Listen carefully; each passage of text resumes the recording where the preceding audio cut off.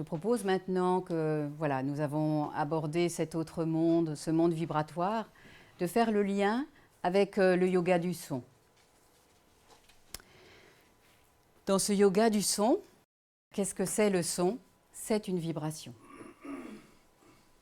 Quand nous émettons un son, nous émettons une vibration, une onde qui va circuler.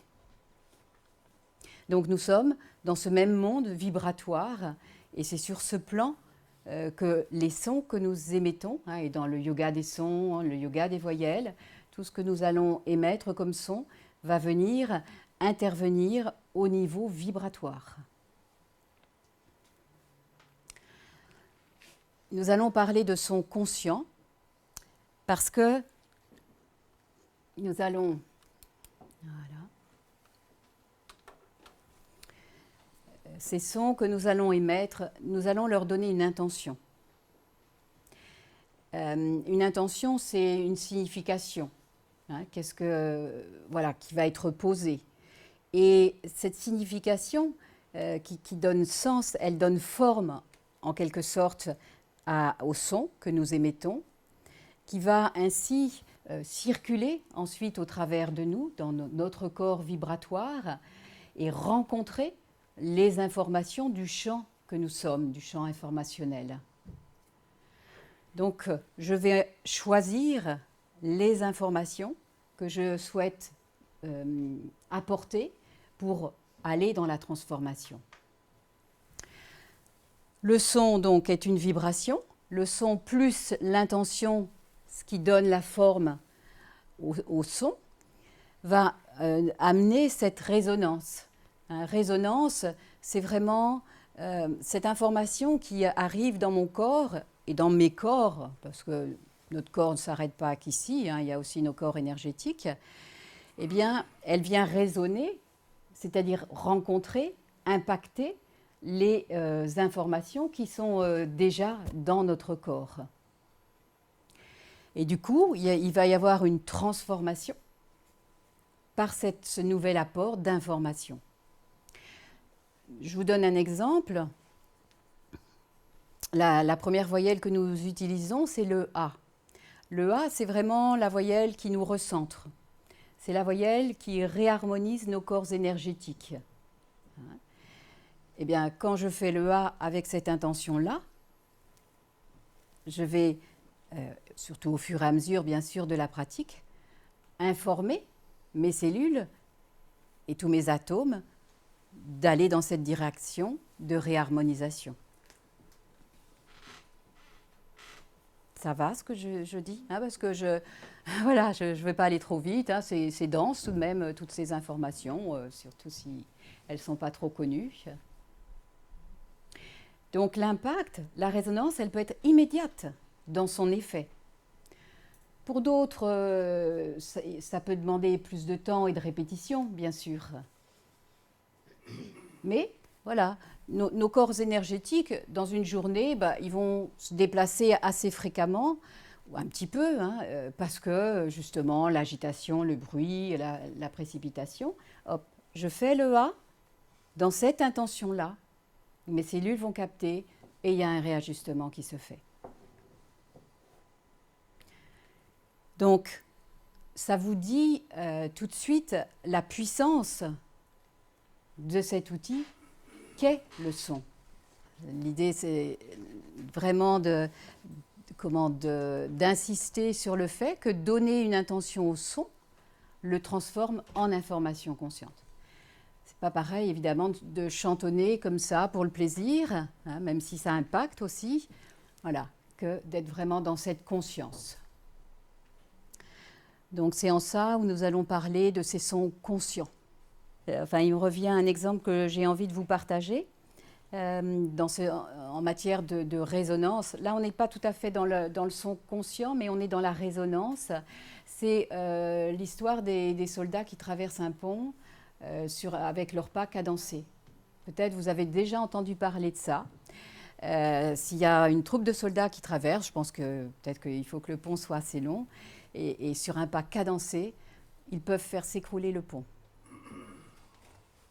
Parce que la résonance de leurs pas entre donc, en contact avec l'information vibratoire du pont, il y a un phénomène, voilà, ce phénomène de résonance qui se produit et qui amène cet effet-là. Quand on prend conscience de ce plan vibratoire, ça amène une nouvelle façon de voir le travail sur soi, de l'envisager. Jusqu'à présent, dans tous les outils que nous avons à notre disposition, il y a des outils qui vont travailler davantage le plan mental, je sais pas, peut-être, je dirais la psychanalyse qui pourrait avoir cette approche-là, du pourquoi, etc. Peut-être même la méditation, certains aspects, certaines formes de méditation qui vont chercher à apaiser le mental. Ensuite, il y a des outils qui s'occupent plus du plan émotionnel, peut-être comme la Gestalt ou le Rebirth, et puis d'autres, le plan physique, comme la sophrologie. Sachant que, évidemment, quand je m'occupe d'un plan, il n'est pas coupé des autres. Donc, il y a une interaction entre les trois plans. Mais peut-être vous vous êtes rendu compte que même en travaillant sur ces trois plans, il y avait des choses en vous dont vous aviez vraiment conscience et qui ne changeaient pas. Parce que c'est encore incrusté au niveau, engrammé, je dirais, au niveau cellulaire. Et qu'aujourd'hui, on parle de plus en plus des mémoires cellulaires, parce que c'est là où il y a vraiment à aller agir pour obtenir une transformation profonde. Donc c'est vraiment, alors voilà, yoga des voyelles, il y en a d'autres, c'est pas le seul outil au niveau cellulaire, mais aujourd'hui c'est vraiment, je crois que c'est l'évolution aussi de notre humanité, c'est parce que on a travaillé aux autres niveaux que l'on peut aujourd'hui arriver sur ce plan cellulaire, mais que c'était des étapes nécessaires.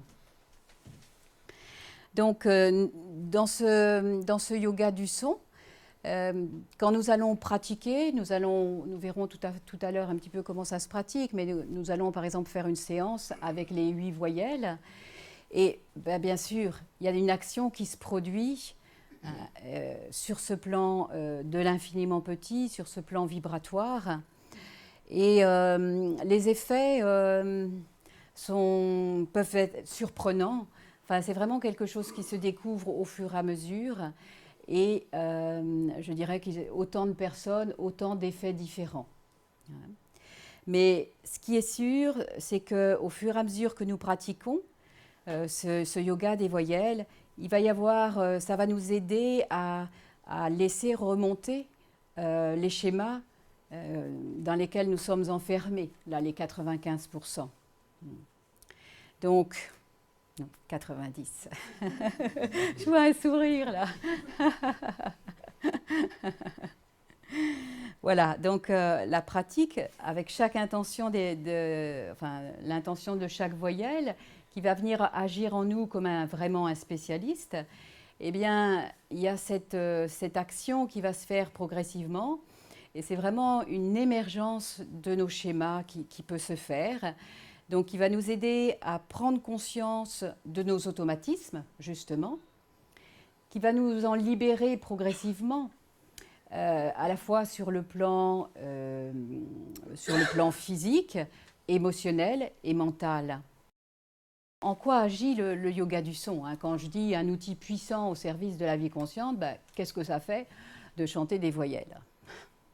Ça paraît à la fois tellement simple, et puis ce qui nous intéresse, c'est d'en découvrir toute la puissance. Donc, le yoga du son va nettoyer ces tensions mentales, émotionnelles et physiques en faisant émerger nos schémas limitants. Quand je dis nettoyer des tensions mentales, émotionnelles, physiques, dernièrement, je faisais découvrir à une personne ce yoga des voyelles. Et donc, on a fait ensemble 5 fois chaque voyelle. Et la personne, après coup, me dit « Mais j'ai cru que j'allais jamais arriver au bout, tellement ça m'a relâchée.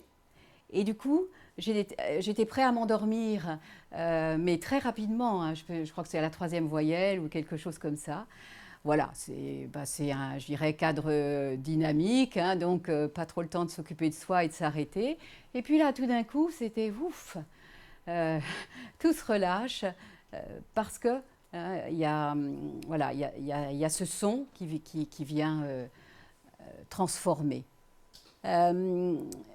Donc permettre de sortir des automatismes, élève notre fréquence vibratoire, parce que plus en moi je vais libérer des schémas, plus je vais débloquer ces informations, ces vieux schémas, ces vieilles croyances, mieux l'énergie va circuler à l'intérieur de moi. Et du coup, mon corps va vibrer davantage. Je pourrais dire aussi que souvent nous vibrons, ou beaucoup vibrent à la fréquence de la peur. Nous sommes tout de même dans un monde où nous sommes censés avoir peur de plein de choses. Donc, en général, il faut s'assurer par rapport à plein de choses aussi.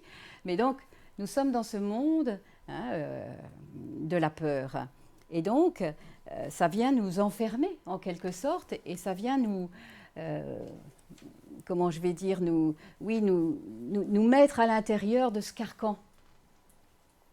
Et tout ça, ça ralentit notre fréquence vibratoire, alors que plus nous allons pratiquer et libérer en nous, eh bien, plus notre fréquence va s'alléger et nous allons vibrer à une fréquence plus élevée qui se rapproche de la fréquence de l'amour. Parce que l'antidote de la peur, c'est l'amour. Ensuite, un autre effet de cette pratique du yoga du son, ça va être de développer notre ressenti et notre inspiration. Ça veut dire quoi? Ça veut dire que plus je suis dans la pratique, plus je vais écouter en moi comment circule le son. Et ça m'habitue à ressentir tout ce qui se passe à l'intérieur et à être plus sensible quand je suis dans la journée, ça se bloque, je ne suis pas à l'aise, je ne suis pas confortable. Vous voyez, on va beaucoup développer notre écoute, notre ressenti. Et si aujourd'hui nous avons vraiment un bel outil à notre disposition, c'est aussi celui-là, hein, parce que c'est vraiment quitter le plan mental, quitter le plan de la logique, de la raison, pour entrer sur ce plan du cœur qui est le plan du ressenti, là où nous avons vraiment toutes les informations. Il y a en nous cette part de sagesse, il y a en nous cette part qui a toutes les réponses.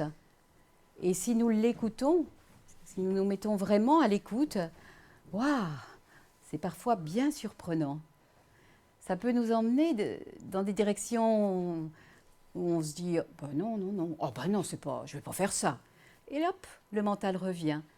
Mais en fait, là, à l'intérieur, ça nous dit allez, va dans cette direction, fais ça.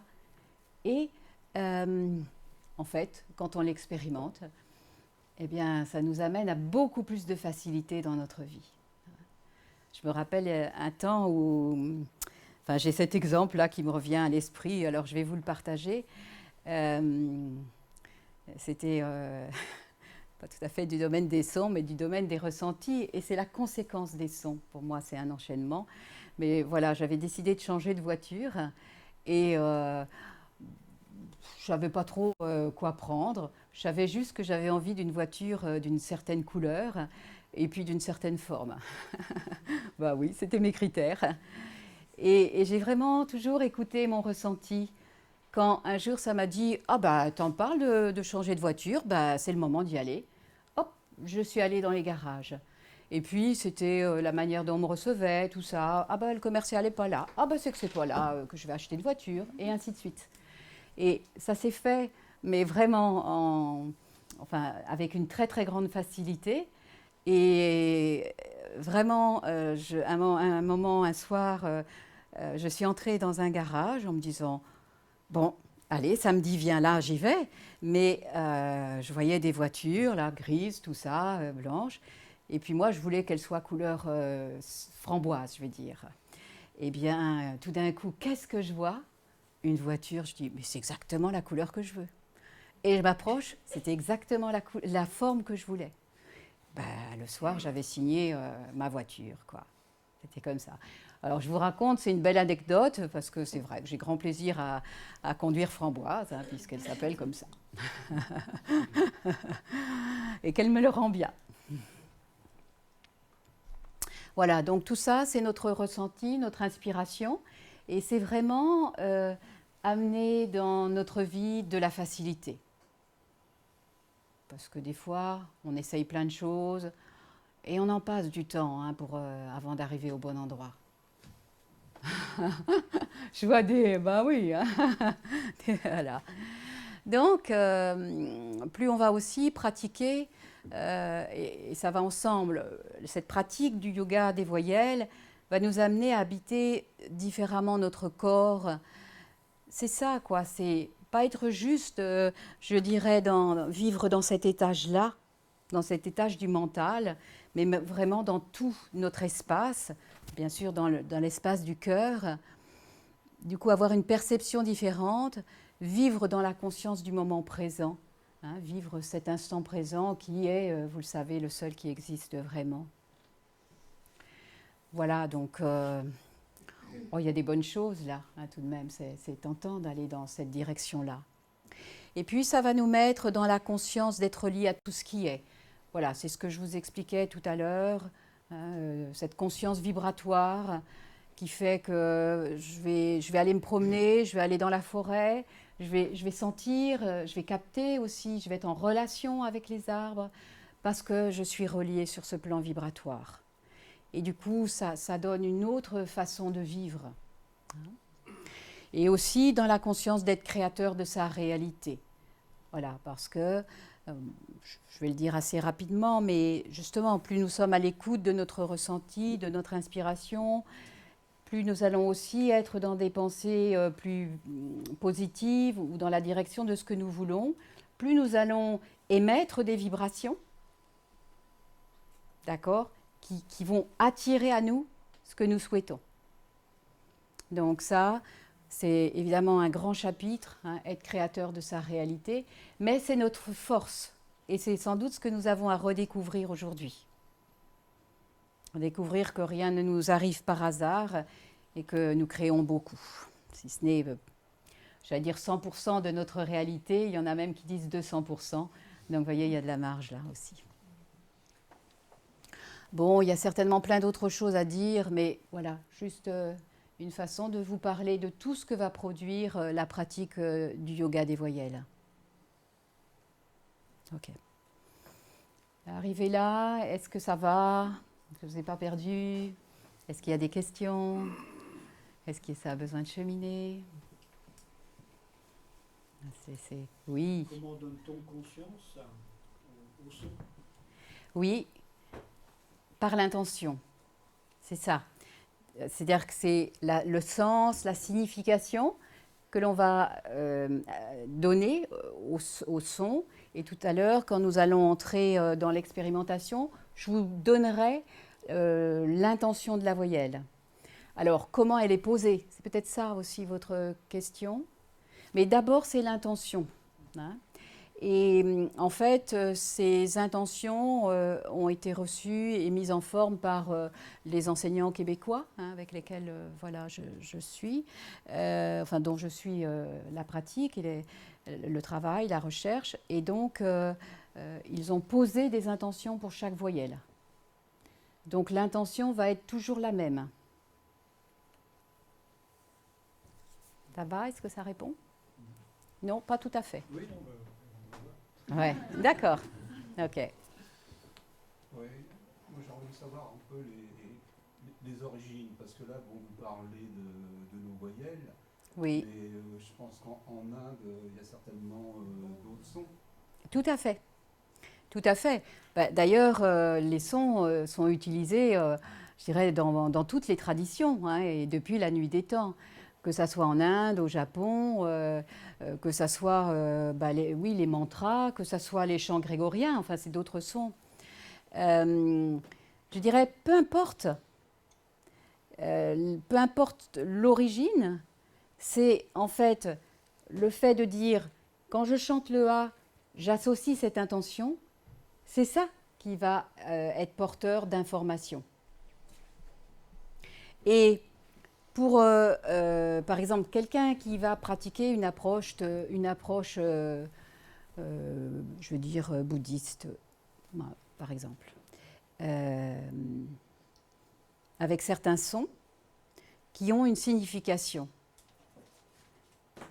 Eh bien, les résultats iront dans le sens de la signification, de la forme donnée à l'énergie.